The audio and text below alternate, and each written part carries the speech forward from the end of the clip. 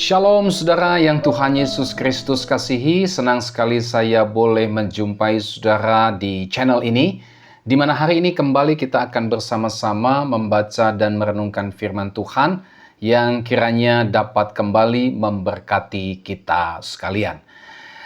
Teks firman Tuhan yang menjadi renungan kita pada hari ini terambil dari 1 Timotius pasal 6 ayatnya yang ke-10. Demikian firman Tuhan.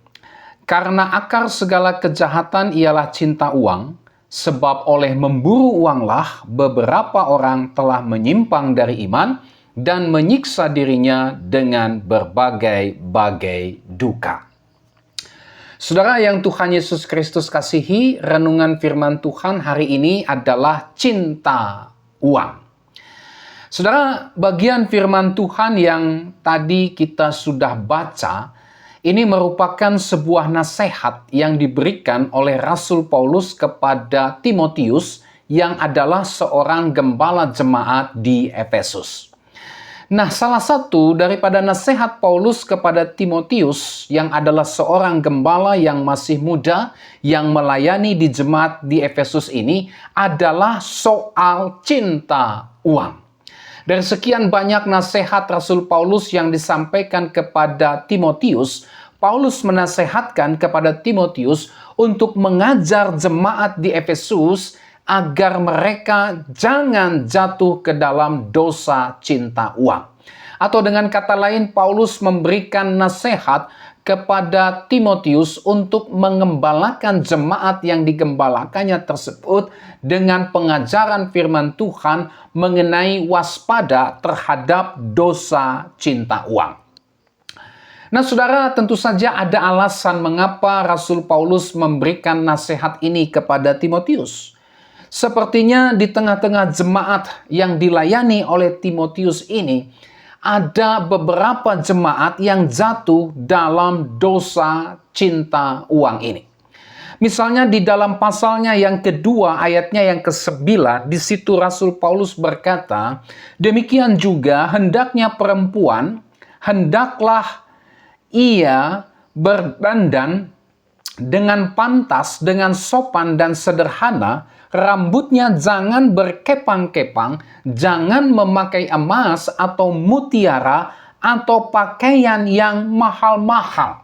Jangan memakai emas atau mutiara ataupun pakaian yang mahal-mahal.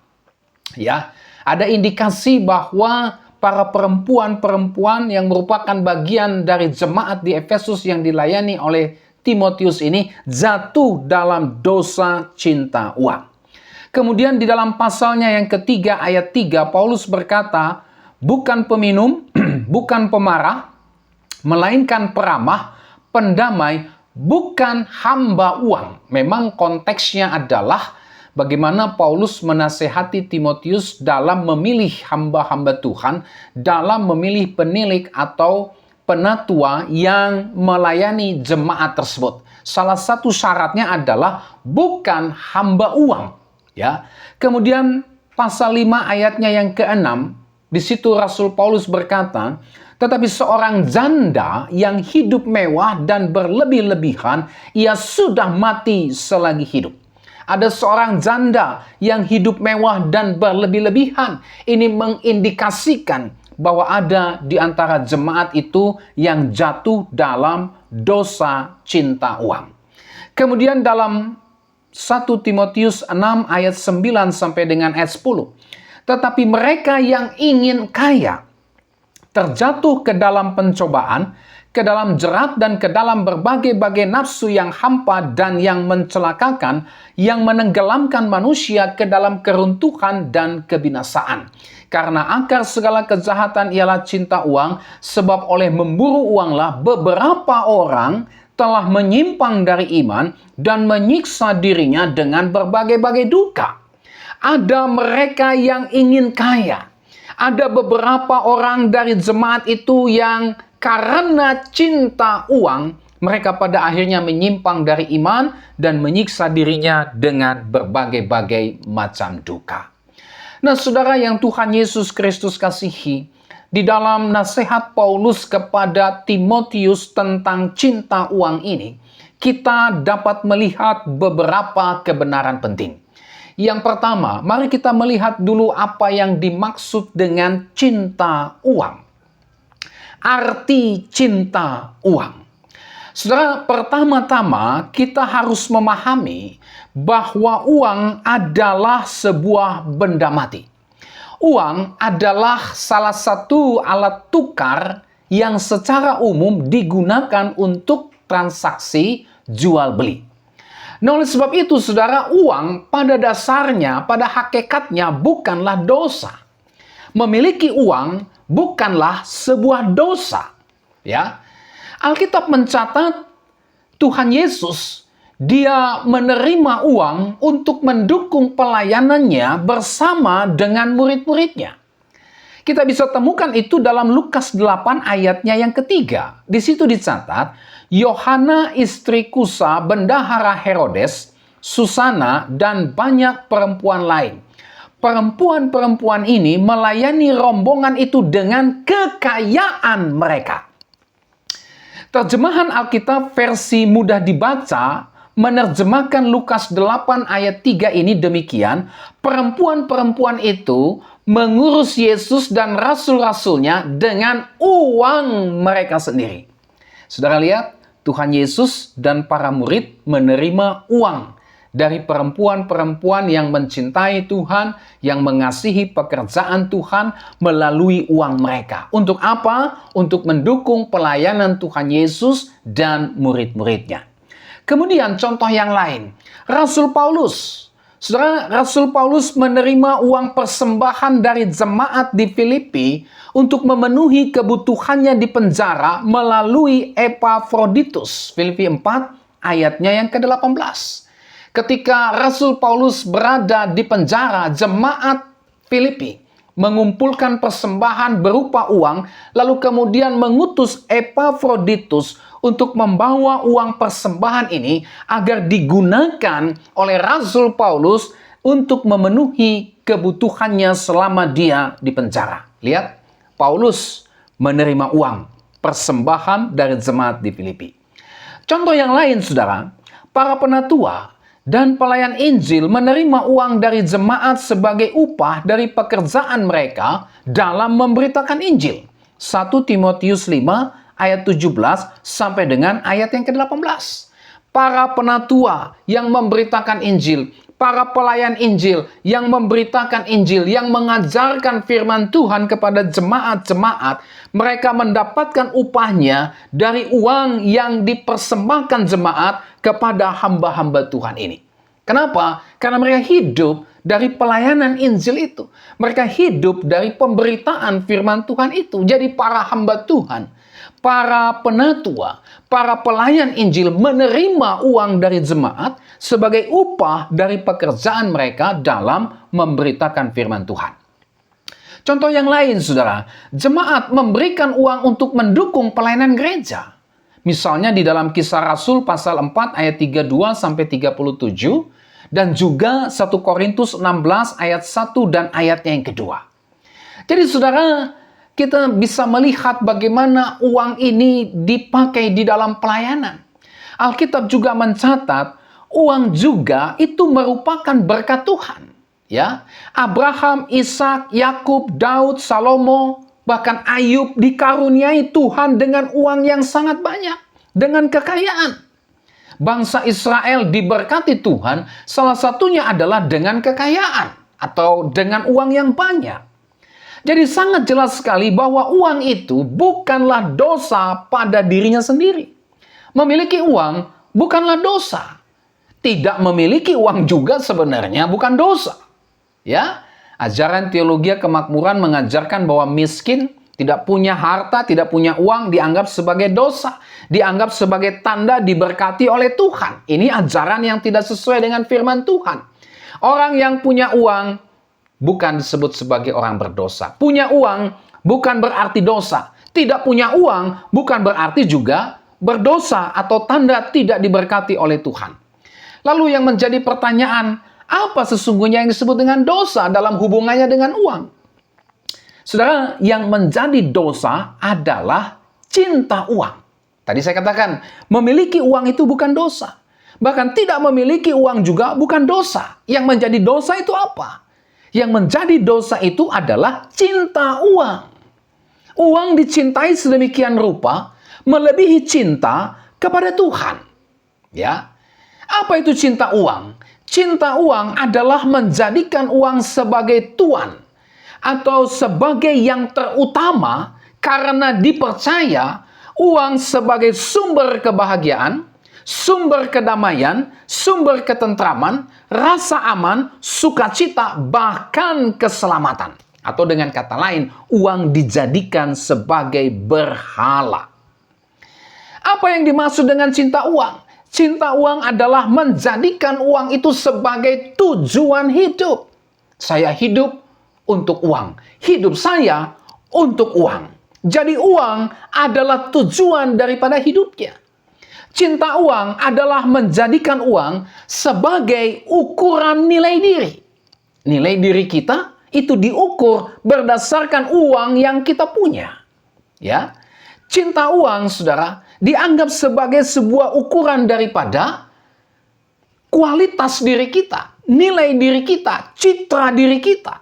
Artinya, semakin beruang, semakin banyak uang, maka dianggap semakin tinggilah citra atau nilai diri kita.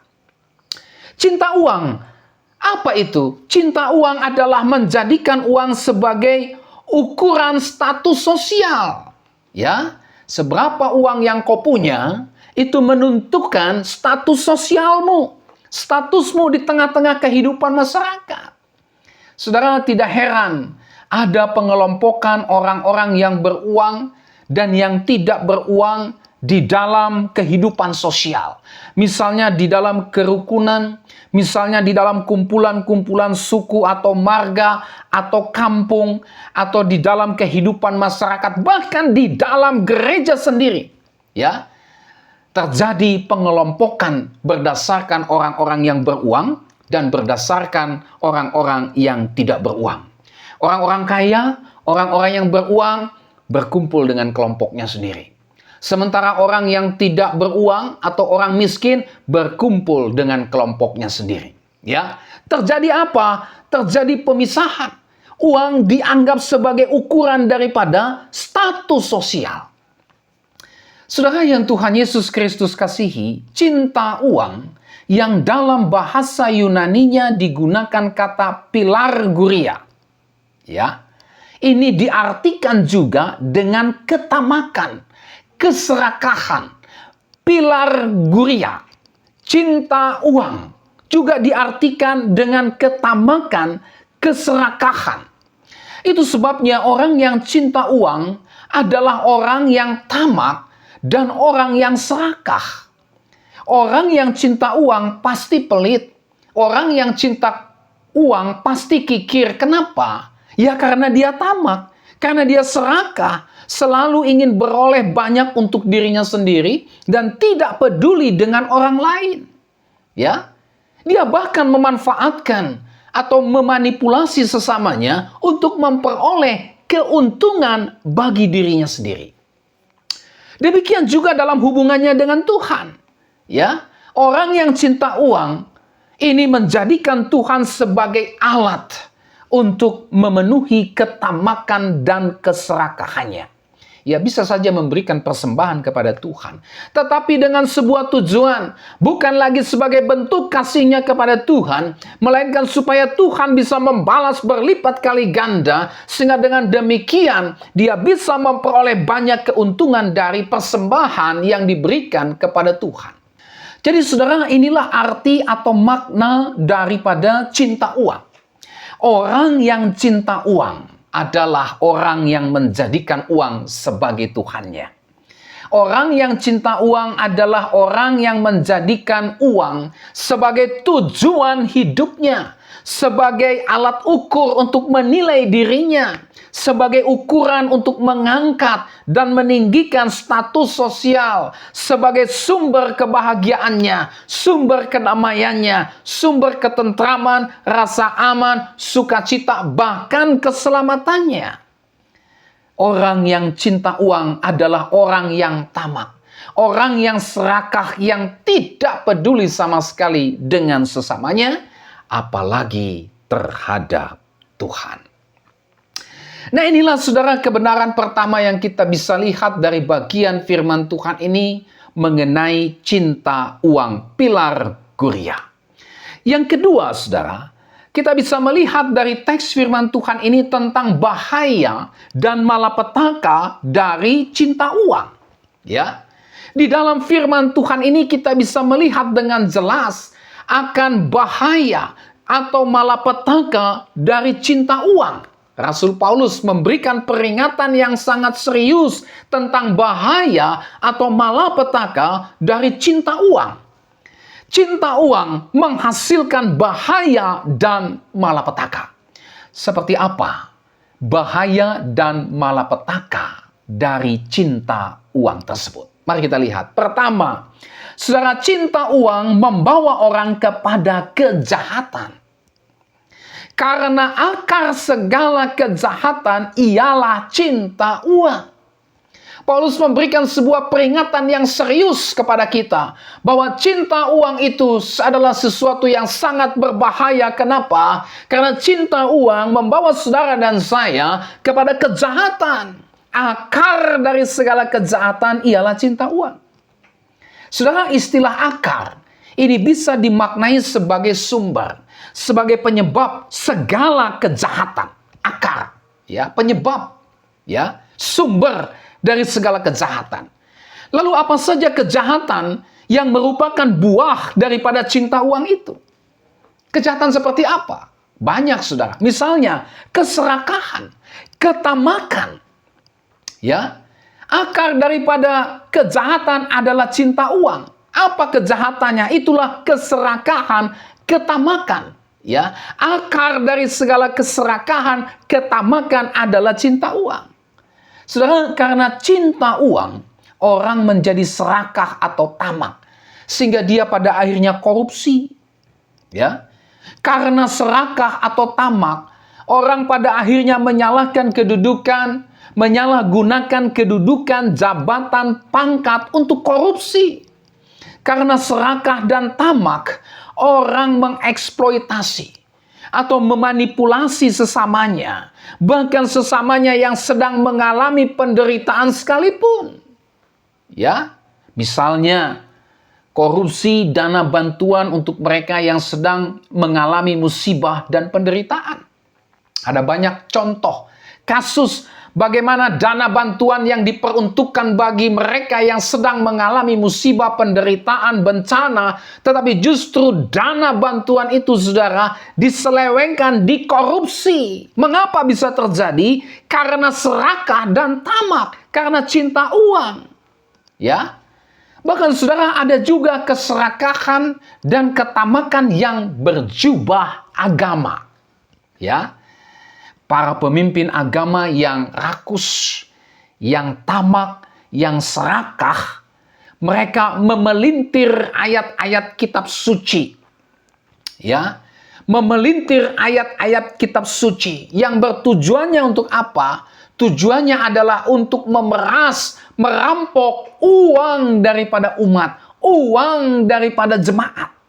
Para pemimpin agama ini, saudara, mereka menjanjikan angin sorga untuk menipu dan memeras umat Tuhan. Yang kedua, seperti apa bentuk kejahatan yang dihasilkan daripada cinta uang? Tadi keserakahan dan ketamakan. Yang kedua adalah penyembahan berhala.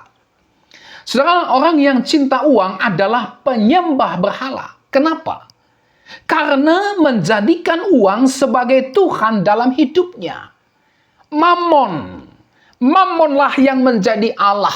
Mamonlah yang menjadi Tuhan di dalam kehidupannya. Bagi orang yang cinta uang, uang adalah segalanya dalam hidupnya. Uang dijadikan sebagai sumber kebahagiaannya, sebagai sumber kedamaian, ketentraman, rasa aman, sukacita, bahkan dijadikan sebagai keselamatannya, menggantikan Tuhan. Ya, apakah ini kejahatan? Yes, ini kejahatan di hadapan Tuhan. Cinta uang sama dengan penyembahan berhala. Ya, uang menjadi berhalanya, mammon itu tadi. Yang ketiga, saudara, apa kejahatan yang dihasilkan daripada cinta uang ini? Itulah mematikan kasih terhadap diri sendiri dan juga kasih terhadap sesama. Saudara, cinta uang ini mematikan kasih dalam diri seseorang. Orang kehilangan kasih ketika dikuasai oleh cinta uang. Itu sebabnya karena cinta uang, orang tidak lagi peduli dengan sesamanya. Orang tidak lagi mengasihi sesamanya. Orang justru rela mencuri, merampok, bahkan membunuh sesamanya demi untuk bisa mengambil harta sesamanya. Karena cinta uanglah orang berani menjual sesamanya demi uang. Ya, kita bisa lihat kasus-kasus perdagangan manusia. Bagaimana para perempuan-perempuan yang berasal dari kampung diiming-imingi pekerjaan yang menarik di kota, tetapi justru diperjualbelikan, dijadikan sebagai perempuan-perempuan yang bekerja dalam pelayanan prostitusi. Ini terjadi, yes. Karena cinta uang, orang berani menghancurkan dan membinasakan hidup sesamanya melalui narkoba dan miras. Ya, narkoba menjanjikan kekayaan atau uang yang banyak dalam waktu singkat. Itu sebabnya banyak orang terjebak untuk memperjualbelikan narkoba, menjadi bandar narkoba, memperjualkan miras, apalagi miras yang ilegal. Untuk apa? Untuk menghancurkan dan membinasakan kehidupan sesamanya, dan dari situ dia bisa menghasilkan cuan. Dia bisa mendapatkan uang yang banyak, saudara. Rela menjual racun, tak peduli manusia hancur dan binasa oleh karena dia menjual narkoba dan miras. Yang penting dia dapat uang. Yang penting dia bisa dapat kaya dalam sekejap. Kenapa? Cinta uang. Karena cinta uanglah orang melakukan pungutan liar. Orang melakukan pemerasan terhadap sesamanya. Karena cinta uang, orang melakukan tindak pidana pencucian uang untuk menyembunyikan uang hasil kejahatan. Karena cinta uang, orang mengkorupsi dana bantuan yang diperuntukkan bagi mereka yang miskin atau yang sedang mengalami musibah. Karena cinta uang, orang mengkorupsi dana pembangunan bagi mereka yang masih hidup di daerah-daerah tertinggal. Ya, dia tidak peduli apakah masyarakat di daerah tertinggal itu mau maju kek, mau terbelakang kek. Yang penting dana pembangunan itu saya curi, saya korupsi. Kenapa? Cinta uang. Ya, karena cinta uang, orang rela jual dirinya, jual harga dirinya, jual keluarganya, jual sesamanya, jual harkat, martabat, dan kehormatannya. Bahkan berani menjual ayat-ayat kitab suci, berani menjual ayat firman Tuhan. Kenapa? Cinta uang. Cinta uang mematikan kasih terhadap dirinya sendiri dan juga kasih terhadap sesamanya. Yang keempat, saudara, kejahatan yang dihasilkan daripada cinta uang itulah menjual iman. Di dalam teks firman Tuhan yang tadi kita baca, di situ dicatat sebab oleh memburu uanglah beberapa orang telah menyimpang dari iman. Karena cinta uang, orang menyimpang dari iman.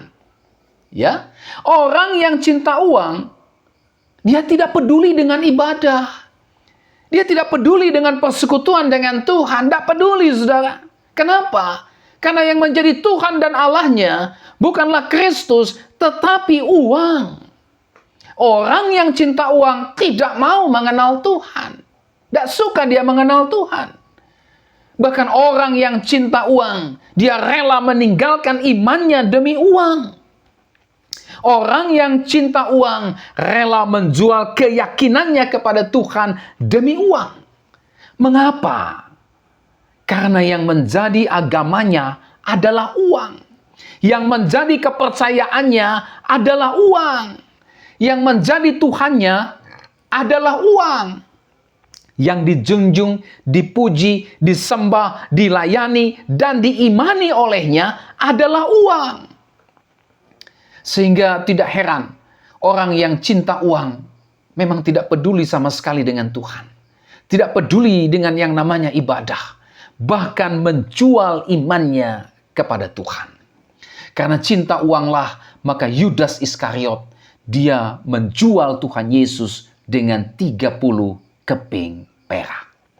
Nah, saudara yang Tuhan Yesus Kristus kasihi, inilah segala bentuk kejahatan yang lahir dari cinta uang. Akar segala kejahatan adalah cinta uang. Cinta uang membawa manusia, membawa saudara dan saya kepada kejahatan demi kejahatan, baik terhadap sesama kita maupun terhadap Tuhan. Yang kedua, saudara, cinta uang membawa orang kepada malapetaka. Tadi cinta uang membawa kepada kejahatan. Yang kedua, cinta uang membawa orang kepada malapetaka. Paulus menasehati Timotius dengan sangat serius, sampaikan kepada jemaatmu, akar daripada segala kejahatan adalah cinta uang. Cinta uang membawa orang melakukan atau kepada kejahatan demi kejahatan. Dan yang kedua, cinta uang membawa orang kepada malapetaka. Ya, Paulus mengatakan itu dalam ayat ini, saudara. Sebab oleh memburu uanglah beberapa orang telah menyimpang dari iman dan menyiksa dirinya dengan berbagai-bagai duka. Perhatikan kalimat menyiksa dirinya dengan berbagai-bagai duka.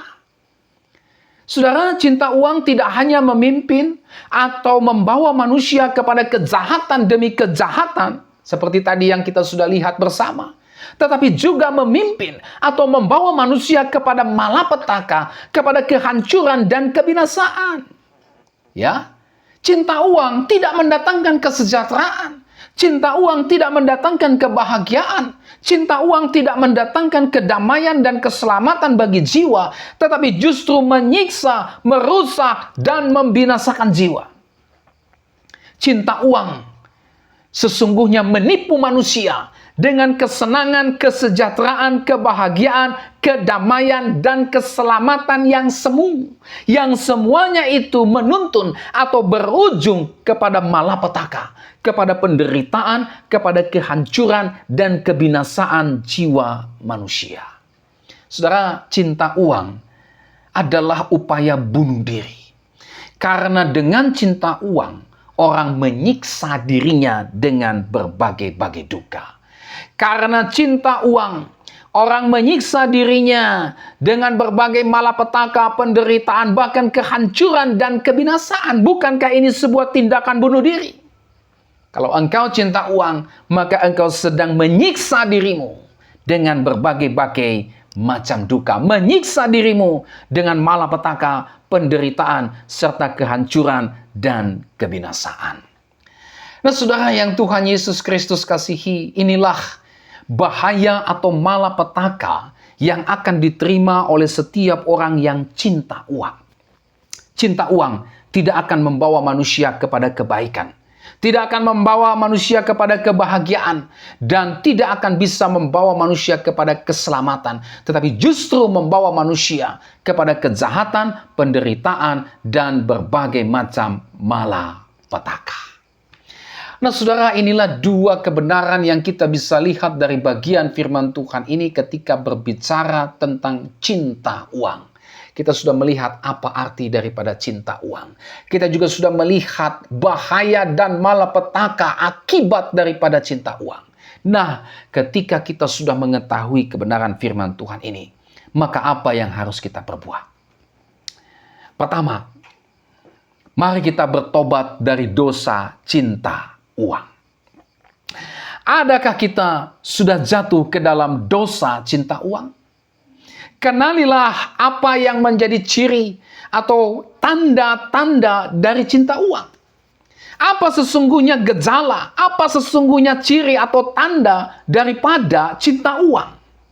Mari kita lihat. Pertama, orang yang cinta uang, dia tidak pernah puas dan bersyukur dengan apa yang dimiliki. Orang yang cinta uang selalu merasa kurang, padahal dia sudah memiliki banyak. Ya, itu sebabnya kenapa koruptor yang kaya raya justru malah korupsi, padahal dia sudah kaya raya. Kenapa? Karena dia cinta uang, sehingga dia tidak merasa puas dengan apa yang dia miliki. Dia merasa kurang meskipun sudah memiliki banyak. Ada rasa haus yang tak terpuaskan sehingga selalu ingin lebih dan lebih lagi mendapatkan uang. Ya, dia tidak tahu kalau uang itu tidak bisa memberikan kepuasan sejati bagi jiwanya. Sehingga apa yang terjadi? Dia akan terus haus. Dia tidak akan pernah terpuaskan. Dia akan terus korupsi. Dia akan terus mengeksploitasi dan memanipulasi orang-orang sesamanya untuk bisa mendapatkan banyak uang. Ini gejalanya. Ya. Adakah saudara tidak pernah puas dan bersyukur dengan apa yang saudara miliki? Kalau ya, berarti saudara punya gejala daripada cinta uang ini. Yang kedua, apa ciri, gejala, atau tanda dari cinta uang? Itulah mengorbankan kebenaran, norma-norma, moralitas, integritas, kasih, kejujuran, dan ajaran Alkitab. Ya, demi mendapatkan uang, rela mengorbankan kebenaran. Rela mengorbankan norma-norma, moralitas, integritas, kasih, kejujuran, bahkan ajaran Alkitab. Demi uang, rela berbohong. Demi uang, rela menipu. Demi uang, rela melakukan hal-hal yang tidak benar atau yang bertentangan dengan ajaran firman Tuhan. Ya, atau mengambil keuntungan dengan cara yang tidak jujur. Ini gejala daripada cinta uang. Apakah saudara memiliki gejala ini? Mengorbankan kebenaran, mengorbankan integritas, mengorbankan ajaran Alkitab demi mendapatkan uang. Gejala yang ketiga, itulah menomorduakan Tuhan. Ya, Tuhan dinomorduakan. Demi uang, hati, pikiran, tenaga, waktu, semuanya dihabiskan, semuanya digunakan, atau semua itu diprioritaskan hanya untuk mengejar uang, dibandingkan beribadah dan membangun serta memperdalam relasi dan pengenalan akan Tuhan. Ya. Dikorbankan ibadah dengan Tuhan, pengenalan dengan Tuhan dikorbankan demi apa? Mengejar uang. Karena memburu uanglah. Tadi Rasul Paulus berkata demikian. Ya.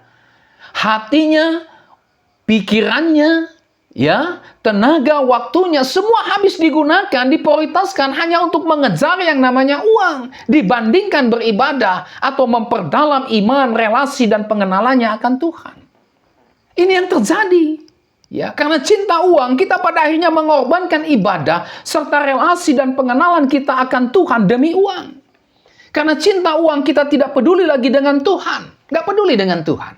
Masa bodoh dengan Tuhan. Masa bodoh dengan ibadah dengan Tuhan. Masa bodoh dengan persekutuan dengan Tuhan. Yang penting saya bagaimana dapat uang. Ya, kalau perlu dengan cara melanggar firman Tuhan sekalipun, saya tidak peduli. Karena Tuhan saya, agama saya adalah uang. Yang dipedulikan hanyalah uang, dan uang. Kalau kita memiliki gejala ini, maka bisa dipastikan kita cinta uang. Gejala yang keempat, saudara, apa itu? Tidak peduli dengan sesama. Ya, nggak peduli. Menutup mata terhadap mereka yang sedang mengalami penderitaan. Ya, dia pelit, kikir terhadap sesamanya. Hanya sibuk memperkaya diri sendiri dengan menggunakan jabatan, kedudukan, pangkat, popularitas, kekuasaan. Terus memperkaya diri, terus menumpuk uang. Ya, rela mengorbankan waktunya dengan keluarga, dengan sahabat, bahkan rela mengorbankan kesehatannya sendiri demi uang. Ya, adakah kita memiliki gejala ini? Yang kelima, tidak peduli dengan pekerjaan Tuhan. Ya, boro-boro dengan pekerjaan Tuhan, dengan Tuhan saja tidak peduli. Kalau dengan Tuhan saja tidak peduli, maka mustahil dia bisa peduli dengan pekerjaan Tuhan. Ya, itu sebabnya dia tidak akan bisa mau memberi persepuluhannya. Dia tidak akan mau mendukung pelayanan misi dan penginjilan. Dia tidak mau mendukung pelayanan-pelayanan gerejawi, padahal penghasilannya besar. Tapi dia tidak suka untuk mendukung pekerjaan Tuhan. Sayang, duitku ini dipakai untuk pekerjaan Tuhan. Lebih baik aku pakai untuk memuaskan rasa hausku akan hal-hal dunia. Adakah kita punya gejala ini? Yang keenam, gejala daripada cinta uang, apa itu? Rasa takut kehilangan uang itu lebih besar daripada rasa takut kehilangan iman, atau rasa takut kehilangan persekutuan dengan Tuhan, atau rasa takut kehilangan waktu-waktu ibadah dengan Tuhan. Ya, lebih takut kehilangan uangnya daripada takut kehilangan Tuhan. Lebih takut kehilangan uangnya yang besar itu daripada takut kehilangan iman. Ini gejalanya.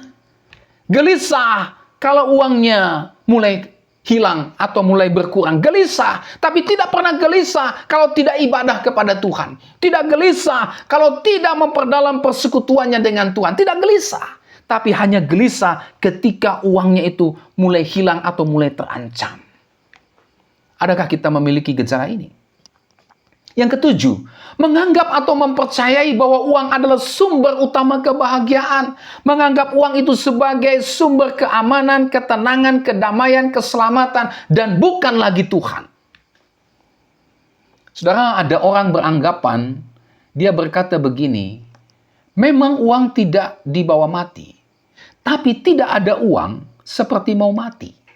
Pernah dengar saudara ungkapan ini ya? Memang uang itu tidak bisa dibawa mati, tetapi tidak punya uang seperti mau mati. Saudara, inilah ciri daripada orang yang cinta uang.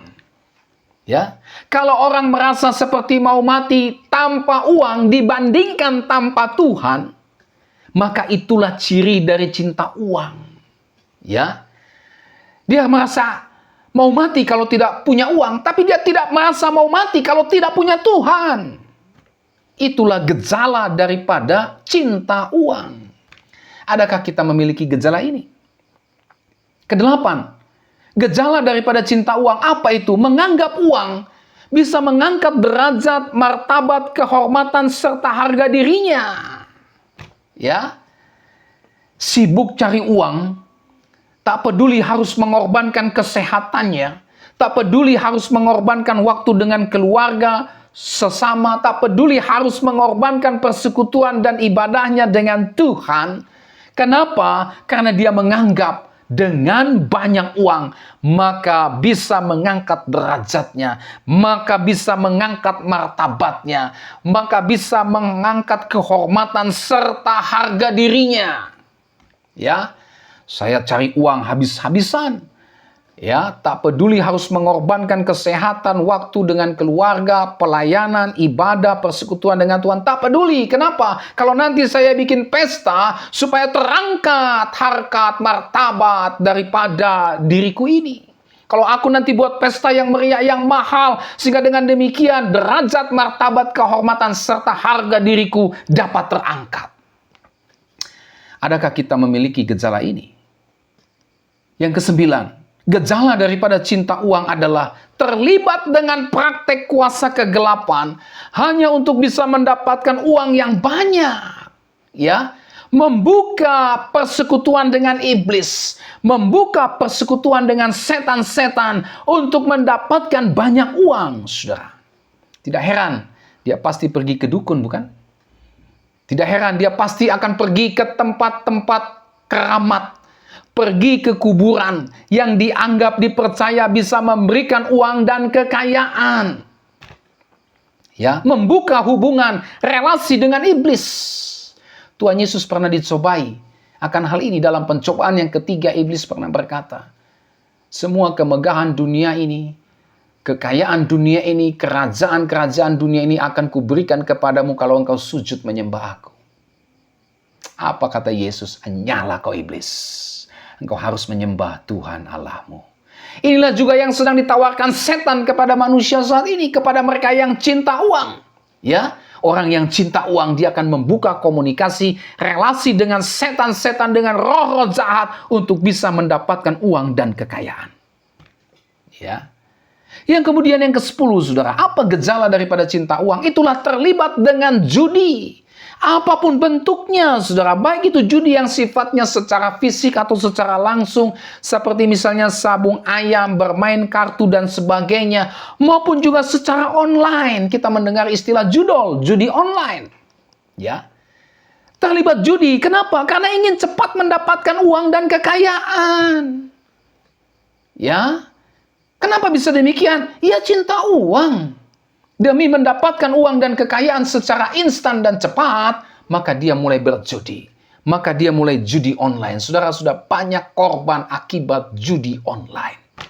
Rumah tangga hancur, pekerjaan hilang, hutang menumpuk, bahkan tidak sedikit orang pada akhirnya bunuh diri karena terjebak dengan judi online yang akarnya adalah cinta uang. Adakah kita memiliki gejala ini? Saudara, kalau Roh Kudus menyadarkan kita bahwa kita mempunyai gejala, tanda-tanda tersebut, maka hari ini mari kita bertobat. Mari kita meninggalkan semua itu dan memohon kepada Tuhan Yesus. Memohon kepada Kristus untuk mengampuni dosa kita. Dan memulihkan kehidupan kita dari semua gejala cinta uang tersebut. Sehingga kita betul-betul, saudara betul-betul dibebaskan, dilepaskan dari dosa cinta uang yang mematikan ini. Yang membawa kita kepada kejahatan demi kejahatan dan yang membawa kita kepada berbagai macam malapetaka. Ya, inilah sikap yang pertama ketika kita merenungkan firman Tuhan ini. Mari kita bertobat jikalau kita masih ada gejala hidup dalam cinta akan uang. Yang kedua, mari kita waspada atau berjaga-jaga sehingga kita terhindar dari dosa cinta uang ini. Ya, bagaimana caranya supaya kita bisa terhindar dari dosa cinta uang ini? Itulah kita harus waspada dan berjaga-jaga terhadap godaan daripada cinta uang ini. Caranya bagaimana? Pertama, muliakan Tuhan dengan uang kita. Amsal 3 ayat 9, muliakanlah Tuhan dengan hartamu dan dengan hasil pertama dari segala penghasilanmu. Muliakan Tuhan. Saudara, setiap berkat yang Tuhan berikan kepada kita, bukan berarti bisa kita gunakan sesuka hati kita. Atau kita pakai untuk melampiaskan, memuaskan hawa nafsu kita. Memuaskan atau melampiaskan cinta uang kita. Tidak. Tuhan menghendaki agar setiap berkat, rupiah-rupiah yang Dia berikan, yang Dia percayakan kepada kita, untuk kita gunakan, untuk memuliakan Tuhan. Ya, itu yang harus kita perhatikan. Inilah cara supaya kita terhindar daripada dosa cinta uang. Ketika Tuhan kasih berkat, jangan lupa untuk memberikan bagi pekerjaan Tuhan. Jangan lupa itu. Sebagai bentuk ungkapan syukur kita. Sebagai ungkapan terima kasih kita. Berikan, sisihkan sebagian dari berkat Tuhan itu untuk mendukung pekerjaan Tuhan. Seperti misalnya persepuluhan, ya, persembahan misi, maupun persembahan-persembahan lainnya. Jujur dengan setiap rupiah yang Tuhan berikan. Ini aku berikan untuk persepuluhan, untuk mendukung pekerjaan misi, ataupun untuk mendukung pekerjaan Tuhan yang lainnya. Sebagai ungkapan syukurku kepada Tuhan. Jangan sampai saudara, persembahan persepuluhan, persembahan misi, ataupun persembahan-persembahan lainnya justru kita kurangi, atau bahkan kita ambil. Hanya untuk memenuhi gengsi dan gaya hidup kita, melampiaskan cinta uang kita, atau juga ya karena kita diliputi oleh segala macam kekhawatiran dalam kehidupan kita. Jika itu terjadi, berarti kita tidak jujur dengan Tuhan.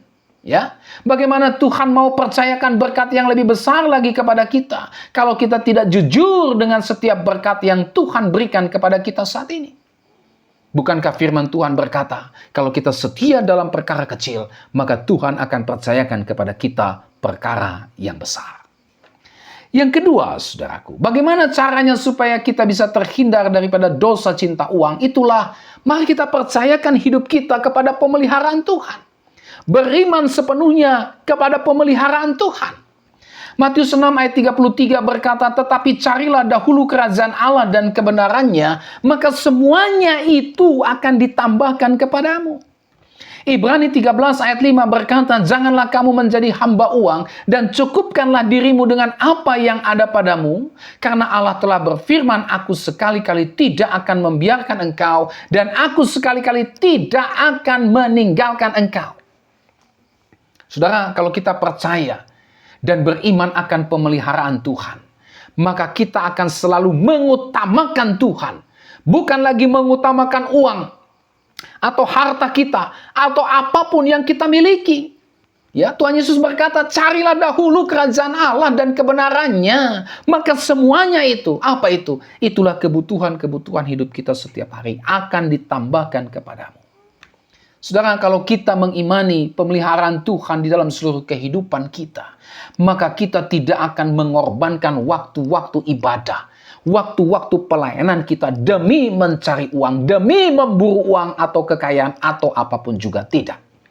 Ya. Yang ketiga, bagaimana caranya supaya kita terhindar daripada dosa cinta uang? Itulah belajar bersyukur dan mencukupkan diri dengan berkat-berkat yang Tuhan berikan.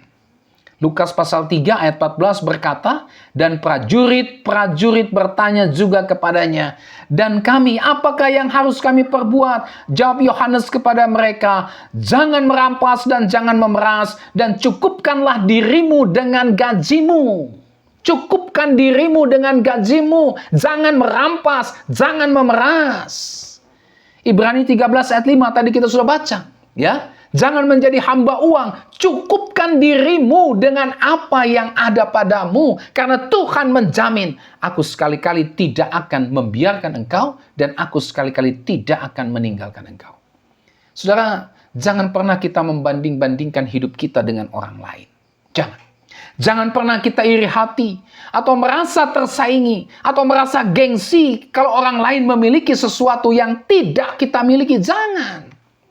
Ya, mari kita belajar hidup sederhana, bukan justru berfoya-foya atau gaya hidup hedonisme. Selain itu, mari jangan kita salah gunakan jabatan, kedudukan, pangkat, fasilitas yang Tuhan percayakan kepada kita, sehingga kita akhirnya melakukan korupsi, pemerasan, pungli, atau berbagai macam kecurangan lainnya. Jangan, saudara. Gunakanlah jabatanmu, kedudukanmu, pangkatmu, fasilitas yang Tuhan karuniakan untuk memuliakan Tuhan. Cukupkan diri dengan setiap gaji dan tunjangan yang menjadi hak kita. Cukupkan. Jangan merampas. Jangan memeras. Yang keempat, bagaimana supaya kita bisa terhindar daripada dosa cinta uang? Itulah belajar untuk membantu sesama kita yang menderita. Mari kita belajar untuk berbagi dengan sesama kita yang membutuhkan. Bukankah firman Tuhan dalam Kisah Rasul 20 ayat 35 berkata, adalah lebih berbahagia memberi daripada menerima. Yang kelima, sadari bahwa uang itu adalah alat, bukan tujuan atau pusat hidup. Sadari itu. Uang itu adalah salah satu alat atau salah satu sarana bagi kebutuhan hidup kita di dunia ini, dan bukan tujuan hidup kita, bukan pusat kehidupan kita. Kita harus ingat apa yang diajarkan oleh firman Tuhan, bahwa semua yang kita miliki, termasuk uang kita, itu adalah sementara dan tidak akan kita bawa mati. Apalagi kita bawa ke kekekalan nanti. Tidak. 1 Timotius 6 ayat 7 berkata, sebab kita tidak membawa sesuatu apa ke dalam dunia, dan kita pun tidak dapat membawa apa-apa keluar. Alkitab mengajarkan, ingatlah bahwa semua yang kita miliki itu berasal dari Tuhan. Ya, Mazmur 24 ayat 1, Tuhanlah yang empunya bumi serta segala isinya, dan dunia serta yang diam di dalamnya. Ayub 1 ayat 21, Tuhan yang memberi, Tuhan yang mengambil, terpujilah nama Tuhan. Ya, jadi jangan jadikan uang sebagai tujuan dan pusat hidup kita. Jadikanlah Tuhan sebagai pusat dan tujuan kehidupan kita. Yang keenam, pergunakanlah uang dengan bijak dan bertanggung jawab. Gunakan uang untuk kebutuhan hidup, bukan untuk gaya hidup. Ya, jika membeli sesuatu, saudara, belilah berdasarkan fungsi dan kebutuhan. Jangan beli karena gengsi dan gaya hidup. Jangan. Ya, gunakan setiap rupiah yang Tuhan berikan kepada kita dengan bijak dan bertanggung jawab. Yang ketujuh, belajar untuk mengendalikan diri. Saudara, buah dari pekerjaan Roh Kudus salah satunya adalah penguasaan diri. Galatia 5 ayat 23. Belajar untuk menguasai diri terhadap uang atau apapun yang kita miliki, dan jangan biarkan uang atau apapun yang kita miliki malah menguasai kita. Kitalah yang seharusnya mengontrol dan mengendalikan uang, dan bukan justru malah uang yang mengontrol dan mengendalikan kita. Dan yang kedelapan, yang terakhir, mari kita jujur dalam setiap pekerjaan, usaha, dan bisnis kita. Jangan pernah berbohong, jangan pernah menipu, jangan berbuat curang dalam bekerja atau untuk mencari keuntungan. Jangan, saudara. Jangan berbohong, jangan menipu, jangan berbuat curang dalam bekerja atau dalam menjalankan usaha dan bisnis kita. Jangan. Jujurlah. Karena Tuhan memberkati orang yang jujur. Tuhan tidak akan memberkati orang yang tidak jujur dalam pekerjaan dan usahanya. Nah, saudaraku yang Tuhan Yesus Kristus kasihi, inilah 8 cara bagaimana supaya kita terhindar dari jerat cinta uang. Ketika kita memperhatikan dan melakukan cara-cara tersebut, maka dipastikan kita bisa terhindar dari dosa cinta uang. Saudara, inilah seluruh renungan kita pada hari ini. Kiranya firman Tuhan hari ini dapat kembali memberkati dan membaharui kita semua. Tuhan Yesus memberkati saudara dengan firman-Nya. Sampai kita berjumpa kembali dan shalom.